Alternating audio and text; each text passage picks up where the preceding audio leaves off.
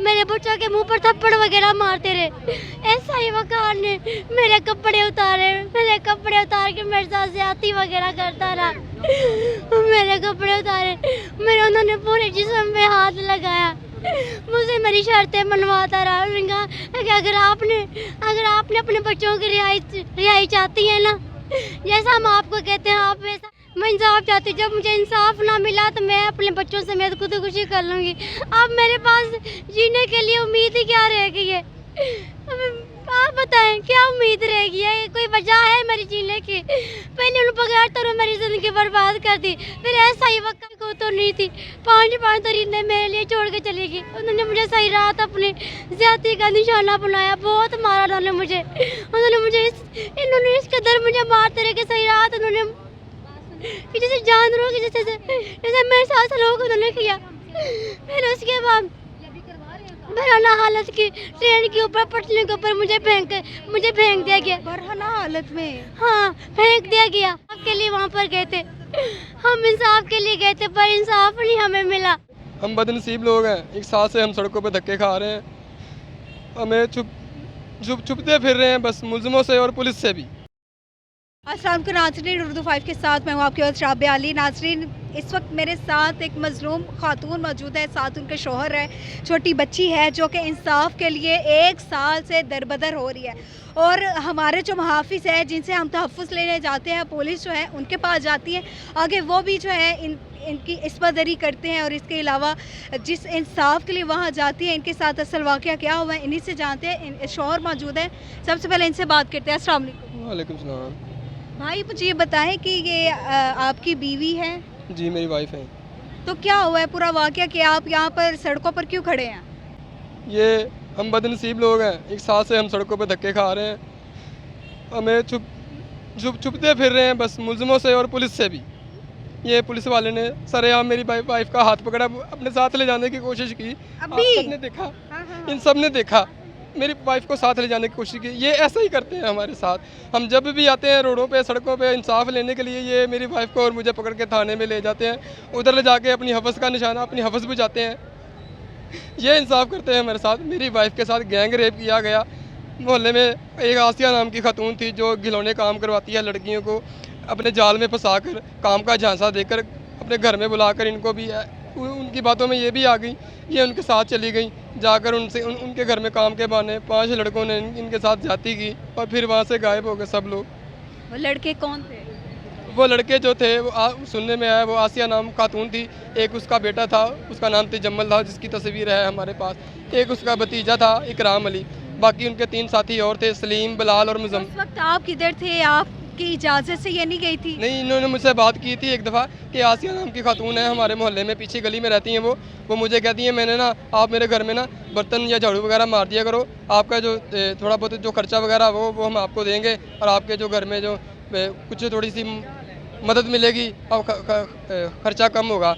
मैंने फिर इनको कहा, मैंने कहा देख लें आप, अगर फिर मैंने इनको कहा आप उनकी बात सुन लें, अगर वो देती हैं कुछ तो ठीक है, फिर हमारी जो है ना। तो नाज़रीन, वो लड़की भी हमारे साथ मौजूद है जिसके साथ जो है गैंग रेप किया गया। उसके बाद जो है इस बच्ची का इल्ज़ाम है कि पुलिस की तरफ जब हम गए हैं इंसाफ लेने, उन्होंने भी जो है इसके साथ पता नहीं क्या बदसलूकी की। इसी से जानते हैं।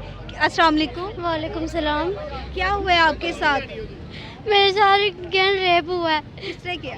ये आसिया नाम की आंटी ने किया है। मुझे अक्सर काम के लिए कहती थी, मैंने 2 दफ़ा उन्हें काम के लिए मना कर दिया, उनके बावजूद भी आसिया आंटी ने शाम को 4 बजे एक इकराम नाम के लड़के को भेजा, कहती कि वो कह रहा कि आसिया आंटी आपको बुला रही है, उनके पास सुन जाए। मैंने उन पर भरोसा करके मैं आसिया आंटी के पास सुन के चली गई। आसिया आंटी के पास सुनने के लिए गई, वहाँ पे आसिया आंटी को तो नहीं थी। 5 तरीने मेरे लिए छोड़ के चली गई। उन्होंने मुझे सही रात अपनी ज्यादती का निशाना बनाया, बहुत मारा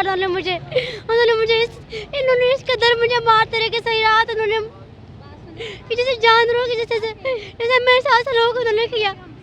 फिर उसके बाद बरहना हालत की ट्रेन के ऊपर पटरी के ऊपर मुझे फेंक दिया गया। बरहना हालत में? हाँ, फेंक दिया गया। मेरा हस्बैंड, मेरा भाई, मुझे दोनों स्टेशन के पास आए। उन्होंने कहा एक आदमी गुजरा तो इन्होंने आदमी से कहा कि भाई वो ना एक ना लाश पड़ी है पुराना हालत की। ट्रेन के पटरी के ऊपर, आप आकर देख ले। जब वो उन्होंने आकर देखा तो मैं थी, इन्होंने मुझे उठाया अपने साथ घर लेकर गया, मुझे पानी पिलाया, मुझे होश आया। फिर हम थाने गए, वहाँ मुझे इंसाफ नहीं मिला गया। वहाँ सही वकार ने मेरे हस्बैंड को बेवजह की बिना बात पे इन्हें थाने में बंद कर दिया। इन्हें इतना मारा, मेरे बच्चों के मुंह पर थप्पड़ वगैरह मारते रहे। ऐसा ही वकार ने मेरे कपड़े उतार के मेरे साथ ज्यादती वगैरह करता रहा। मेरे कपड़े उतारे, मेरे उन्होंने पूरे जिस्म पे हाथ लगाया, मुझे मेरी शर्तें मनवाता रहा। उन्होंने कहा कि अगर आपने अपने बच्चों की रिहाई चाहती है ना, जैसा हम आपको कहते हैं आप वैसा करें। जिसे हम कहेंगे आपको वैसा आपको करना पड़ेगा। क्या कहते थे? उन्होंने पूरा डेढ़ घंटा उन्होंने मेरे साथ ज्यादती की। ऐसा ही वकार ने। वो पुलिस वाले कितने लोग थे और ये किस थाने की बात कर रही हैं आप? ये थाना कोटलब थाना है। ये एक ऐसा ही वकार था, अकेला था, इसलिए मुझे अपने कमरे में बंद किया। पूरा घंटा मेरे साथ ज्यादती करता रहा। तो आपके कितने बच्चे हैं और शोहर का क्या, जो शोहर ने क्या किया था? शोहर का क्यों ASI वगैरह ने जेल में रखा था? हमारी ये गलती थी कि हम इंसाफ के लिए वहाँ पर गए थे। हम इंसाफ के लिए गए थे पर इंसाफ नहीं हमें मिला। उल्टा मुझे ही कमरे में बंद करके मेरे बच्चों को, मेरे हस्बैंड को थाने में बंद किया गया। मेरे कपड़े उतारे सही वकार ने, पूरा घंटा मेरे साथ ज्यादती करता रहा। उनका क्या मुतालबा था? उनका मुतालबा था उनसे सुलह करें, हमने सुलह नहीं करी। किस चीज़ की सुलह? इस केस की सुलह के हम अपना केस वापस लेना चाहते हैं। हम उन पर कोई भी केस नहीं करना चाहते। अच्छा, मुजरिमों के आपने ऊपर FIR वगैरह करवाई थी? जी हमने FIR 1 माह बाद हमारी मुद्दों जी मुलजमों के ऊपर हमने उनके ऊपर रिपोर्ट लिखवाई थाना कोटलखपत पे। उनको बताया हमने सारा वाकया। फिर उनके बाद 1 माह बाद मीडिया पर जब खबर चली तो फिर उन्होंने हमारी जो है FIR काटी, वो भी नामालूम अफराद पर काट दी गई। हमारे किसी मुलजिम का नाम नहीं लिखा गया। ये हमारी किसी काम की FIR नहीं अभी तक हमारे। कितना अर्सा हो गया दरबदर हो रहे हैं इंसाफ के लिए? ये एक साल हो गया, हमें 1 साल से ऊपर टाइम हो गया। हमें दरबदर ठोकरें खा रहे हैं। IG पंजाब के ऑफिस 1787 भी हमने कॉल की। हमें सारा दिन थाने में बिठा के रखा जाता है। CCPO साहब के पास भी हम लोग गए, उन्होंने भी SP साहब को आगे से बुलाकर हम लोगों को SP साहब के पास भेज दिया गया। आप मुझे बताएं कि आपके 3 बच्चे हैं, तीनों बच्चों के साथ, शोहर के साथ सड़कों पर आप खड़ी हैं, किस तरह गुजारा कर रही हैं और क्या चाहती हैं आप? मैडम मैं इंसाफ चाहती हूँ। जब मुझे इंसाफ ना मिला तो मैं अपने बच्चों से मैं खुदकुशी कर लूँगी। अब मेरे पास जीने के लिए उम्मीद ही क्या रह गई है? आप बताएं क्या उम्मीद रहेगी? है कोई वजह है मेरी जीने की? पहले उन्होंने बगैर तो मेरी ज़िंदगी बर्बाद कर दी। फिर ऐसा ही वकार मुझे अपने हबस का निशाना बनाता रहा। पूरा घंटा उन्होंने मेरे साथ ज्यादती की, वो भी पुराना हालत में थी। चीखती रही, चिल्लाती रही, उन्होंने कहा कि मैं सलाह करती रही। उन्होंने मेरे ऊपर रहम किया। आप कहाँ रह रही हो? कहाँ पे रहती हो?